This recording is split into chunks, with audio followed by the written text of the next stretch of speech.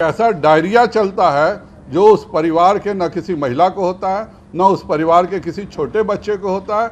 ये सारे जो कमाने वाले मर्द हैं, इन सबों को एक अलग से डायरिया हो जाता है। ये मैं एक डॉक्टर के रूप में बोलता हूँ कि ये दुनिया में एक नई बीमारी का आविष्कार नीतीश कुमार जी ने किया है कि पुलिस माफिया गठजोड़ाइटिस, और इसी के तहत यह सारी मृत्यु हो रही है। यह सब हत्याएं हैं।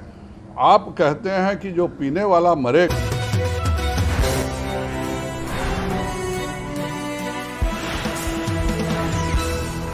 बिहार भाजपा के उपाध्यक्ष सिद्धार्थ शंभू जी, यहाँ के प्रवक्ता अफजल शमशी जी, माननीय मीडिया प्रभारी राकेश सिंह जी, अशोक भट्ट जी, उपस्थित सभी पत्रकार बंधुओं, आज से 2000 वर्ष पहले मिस्र में एक फराओ राजा हुआ करते थे और राजा के गलतियों के कारण मिस्र की हजारों जनता मारी गई थी।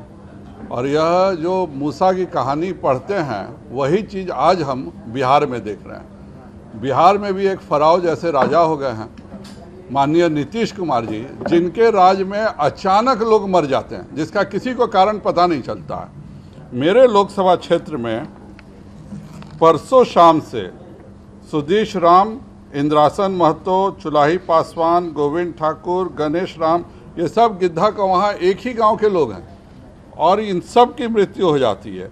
आज उसी इलाके में बुनियाद पासवान की मृत्यु होती है और यह सब कहा जाता है कि न जाने कौन सी देवीय आपदा हुई जिसके कारण यह सारी मृत्यु हुई है। बगल में हरसिद्धि के और तुर्कौलिया का जो भाग है, मेरे पूर्वी चंपारण में 24 से ज़्यादा लोगों की हत्या जहरीली शराब से हुई है, जिसमें मेरे लोकसभा के भी ये 7 नाम शामिल हैं। लेकिन एक यह उनको रात भर धमकी परसों रात से दिया जाता है कि तुम लोग सब लाश जलाओ, नहीं तो तुम लोगों के पूरे परिवार को जेल में बंद कर दिया जाएगा। स्थिति कितनी भयावह है कि बुनियाद पासवान की आज सुबह सुबह मौत होती है, अस्पताल में मौत होती है, उसका भी पोस्टमार्टम नहीं कराया जाता है क्योंकि उसके भी पोस्टमार्टम से यह राज खुल जाता है कि जहरीली शराब की मौतें केवल तुर्कौलिया और सिद्धि में नहीं हुई हैं बल्कि सुगौली के छपरा बहास में भी हुई है। यह पूरा का पूरा जहरीली शराब के तंत्र को प्रशासन का सहयोग हासिल है, वरना अगर कोई जहरीली शराब से मृत्यु हो रही है, कोई जहरीली शराब बेचता है तो उसको बचाने के लिए एक प्रशासन क्यों परेशान है। अगर यह हत्याएं हैं जहरीली शराब की तो उनको इंसाफ मिलना चाहिए था। उन जहरीली शराब के जो बेचने वाले थे उन पर कार्रवाई होना चाहिए था। लेकिन यह कहना कि ये सब अचानक एक देवीय आपदा हुई और परसों रात से सब के सब मारे गए, एक ऐसा डायरिया चलता है जो उस परिवार के न किसी महिला को होता है न उस परिवार के किसी छोटे बच्चे को होता है। ये सारे जो कमाने वाले मर्द हैं, इन सबों को एक अलग से डायरिया हो जाता है। ये मैं एक डॉक्टर के रूप में बोलता हूँ कि ये दुनिया में एक नई बीमारी का आविष्कार नीतीश कुमार जी ने किया है कि पुलिस माफिया गठजोड़ाइटिस, और इसी के तहत यह सारी मृत्यु हो रही है। यह सब हत्याएं हैं। आप कहते हैं कि जो पीने वाला मरेगा और जो पिलाएगा उसको उस पर कार्रवाई क्यों नहीं होगी। यह मैं खुद भी इस क्षेत्र में जा रहा हूँ। यह सारे हत्याएं हैं और हत्यारों को बचाने का काम प्रशासन कर रहा है। अगर यह जहरीली शराब से मौतें हुई तो क्यों छुपाया जा रहा। आज सुबह इनके माले के विधायक गए थे, लेकिन पुलिस प्रशासन का इतना दबाव, इतना टेरर था कि किसी ने भी पोस्टमार्टम नहीं कराया। आप कहीं पर भी किसी की हत्या सुनते हैं तो लाश वहाँ से अग्नि का जहाँ पे आग लग रहा हो वहाँ से भी उठा के लाते हैं।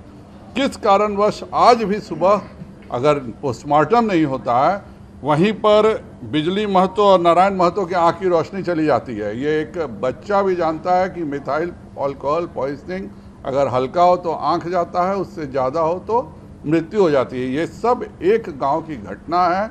नीतीश कुमार जी फराओ की तरह बैठ करके अपने लोगों की मृत्यु कर रहे हैं और ये सारी मौतों पर इसलिए नहीं किया जा रहा है क्योंकि ये सब अनुसूचित जाति और अति पिछड़े के लोग हैं और इनकी गिनती यह सरकार कराना उचित नहीं समझती है, इनको न्याय दिलाना उचित नहीं समझती है। मैं पुनः मानवाधिकार आयोग में जाऊंगा और फिर यही नीतीश कुमार जी का रुदाली होगा कि क्यों मानवाधिकार आ रहा है। पिछले बार भी 28 मौतों का उनका आंकड़ा था, मानवाधिकार आयोग ने माना इसको कि 72 मौतें हुई हैं।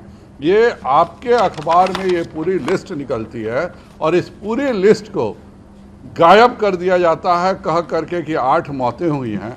यह बताता है कि यह प्रशासन जन विरोधी है, यह प्रशासन बिहारियों के प्रति इतना वैमनस्य रखता है कि यहाँ के आदमियों की जान की कोई कीमत नहीं है। हम लोग खुद इस जगह पर जा रहे हैं और मानवाधिकार आयोग को और अनुसूचित जाति आयोग को बुला करके इन मृतकों को निश्चित तौर पर हम इंसाफ दिलाएंगे।